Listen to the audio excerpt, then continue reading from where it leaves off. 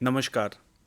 आज इस सीरीज़ के अंदर हम बात करने वाले हैं आर्बिट्रेशन मैकेनिज़्म पे। मैं हूँ सुशील डागा और मैं आपको बताऊंगा कि आर्बिट्रेशन मैकेनिज़्म किस तरीके से चला जाता है।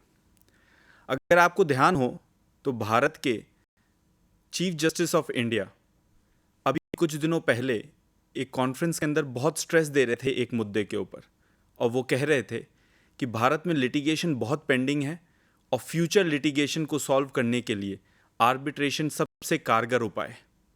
क्या है आर्बिट्रेशन? क्या है ये आर्बिट्रेशन जिसको हिंदी में पंचाट की तरह नाम से भी जाना जाता है? क्या है पंचाट की कार्रवाई और किस तरीके से मुकम्मल की जाती है? आर्बिट्रेशन भारत के अंदर अभी प्रेजेंट स्वरूप में आर्बिट्रेशन और कंसिलिएशन एक्ट 1996 में पढ़ा जा सकता है, पर 1996 से पहले भी आर्बिट्रेशन एक्ट 1940 के अंदर था। और उससे भी पूर्व अगर हम इसके जेनेसिस ट्रैक करें तो हमको कॉन्ट्रैक्ट एक्ट का सेक्शन 29 जब पढ़ते हैं तब समझ में आता है कि भारत के अंदर आर्बिट्रेशन 1872 से था ये मैकेनिज्म, क्योंकि उसके एक्सेप्शन में कहा जाता है कि आर्बिट्रेशन किस प्रकार से किया जाता है। अब हम बात करते हैं आर्बिट्रेशन होता क्या है। क्या ये कोर्ट को ओवर रूल करने वाला मैकेनिज्म है? नहीं, ऐसा नहीं है। ये एक ऑल्टरनेट डिस्प्यूट रेजोल्यूशन का मैकेनिज्म है। आर्बिट्रेशन एक्ट फोकस करता है कि किस प्रकार से कोर्ट का जो लोड है नंबर ऑफ केसेस का उसको रिड्यूस किया जाए, और पार्टीज आपस में तय करती हैं एक अग्रीमेंट के द्वारा कि अगर हम दोनों के बीच में कोई विवाद होगा तो हम उसका निपटारा आर्बिट्रेशन एक्ट के अंदर मेंशन्ड रूल्स के तहत किए जाएंगे।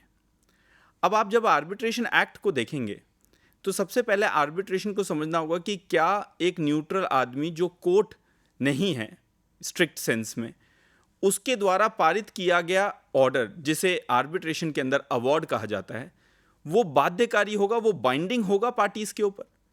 जब हम इस बारे में बात करते हैं तो सबसे इंपॉर्टेंट बात है इस एक्ट को देखना कि आर्बिट्रेशन एंड कंसिलिएशन एक्ट है। कंसिलिएशन का जो अवार्ड होता है, जो आपस में मध्यस्थता कराने का जो अवार्ड होता है, जो आपस में दोनों को बैठा के बात करके कुछ अवार्ड पे पारित किया जाता है, उसे कंसिलिएशन कहते हैं और वो बाइंडिंग नहीं है।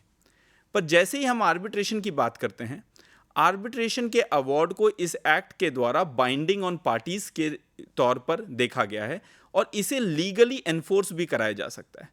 सबसे इंपॉर्टेंट एस्पेक्ट किसी भी ऑर्डर या अवार्ड का ये होता है कि अगर वो ऑर्डर या अवार्ड पास किया जाता है तो उसको एनफोर्स कराया जा सके। अगर कोई आर्बिट्रेटर ये कहता है कि मिस्टर एक्स को मिस्टर वाई से अगर 2000 रुपये लेने, तो वो 2000 रुपये लेने के लिए कानून उसकी मदद करे और वो अवार्ड चलाया जा सके जब वो कोर्ट में पेश किया जाए कि मुझे उस आदमी से पैसे रिकवर करने। तो सबसे पहली चीज़ जो हम समझते हैं आर्बिट्रेशन मैकेनिज्म के अंदर, आर्बिट्रेटर का जो इस मैकेनिज्म के अंदर जो अवार्ड पास होता है वो बाइंडिंग ऑन पार्टीज होता है और वो कोर्ट के द्वारा एनफोर्स किया जा सकता है। अब हम इस एक्ट के बारे में समझते हैं कि ये एक्ट किस प्रकार से मूव करता है। जब 1996 के अंदर इस एक्ट को बनाया जा रहा था तो इसे मेजरली सबसे इंपॉर्टेंट हमारे लिए जो इंपॉर्टेंट है वो है डोमेस्टिक कमर्शियल आर्बिट्रेशन के तौर पे तोड़ा गया। और डोमेस्टिक कमर्शियल आर्बिट्रेशन के अंदर विभिन्न प्रकार के प्रोविजंस दे रखे हैं कि ये कानून किस प्रकार से वर्क करेगा।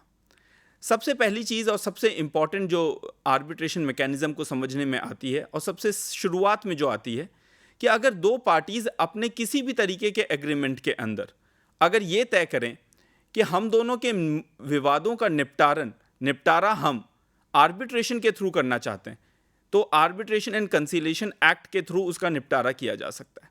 The most important aspect is the agreement.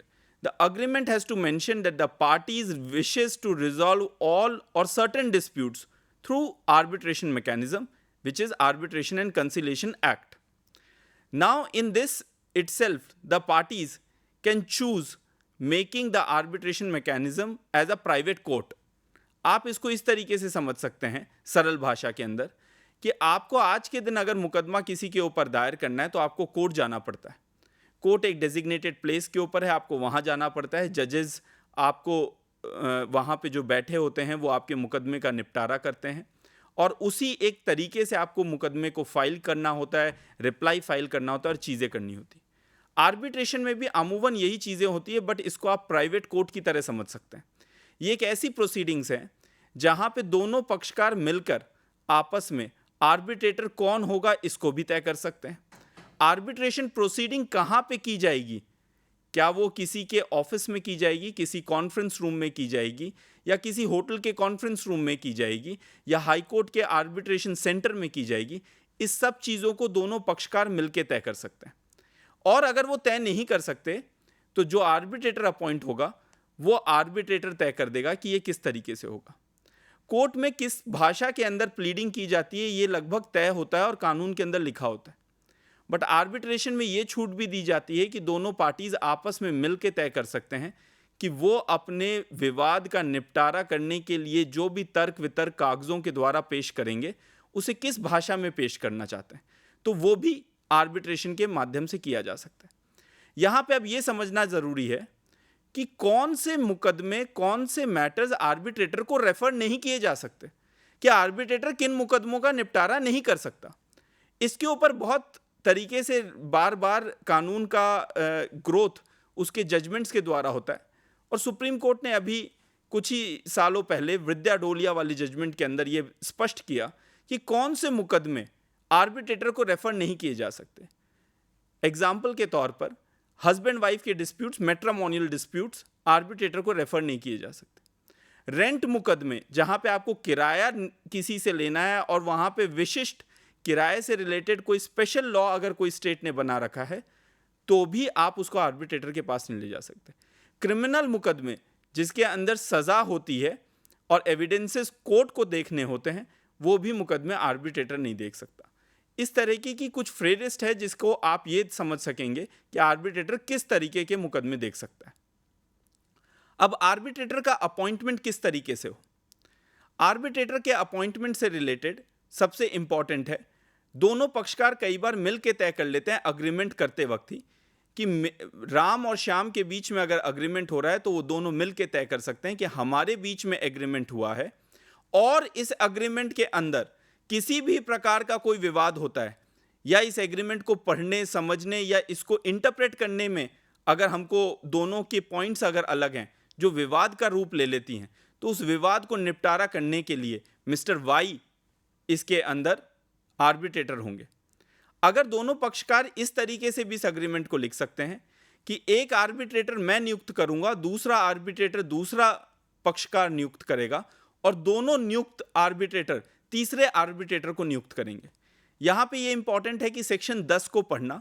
Section 10 कहता है, बहुत सरल भाषा में लिखा गया ये कानून है, सेक्शन 10 कहता है कि आर्बिट्रेटर कभी भी इवन नंबर में नहीं होगा। और उसका लॉजिक ये है कि अगर आर्बिट्रेटर कभी इवन नंबर में हुआ और आपको एक आर्बिट्रेटर के हिसाब से अगर कोई अवार्ड कुछ और होता है और वाई के हिसाब से अगर कुछ और होता है तो वहां पे कन्फ्लिक्ट हो जाएगा और अवार्ड फाइनल पास नहीं हो पाएगा। इसीलिए सेक्शन 10 कहता है कि आर्बिट्रेटर हमेशा ऑड नंबर्स के ऊपर ही हो सकते हैं।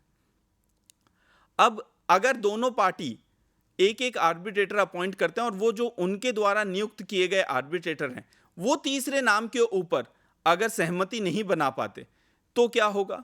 तब सेक्शन 11 है आर्बिट्रेशन और कंसिलिएशन एक्ट का, वो कहता है कि अगर दोनों पक्षकारों के बीच के अंदर आर्बिट्रेटर नियुक्त करने में असफलता होती है, they are not able to appoint the third arbitrator, then in that particular circumstances they have to file an application before the honourable High court.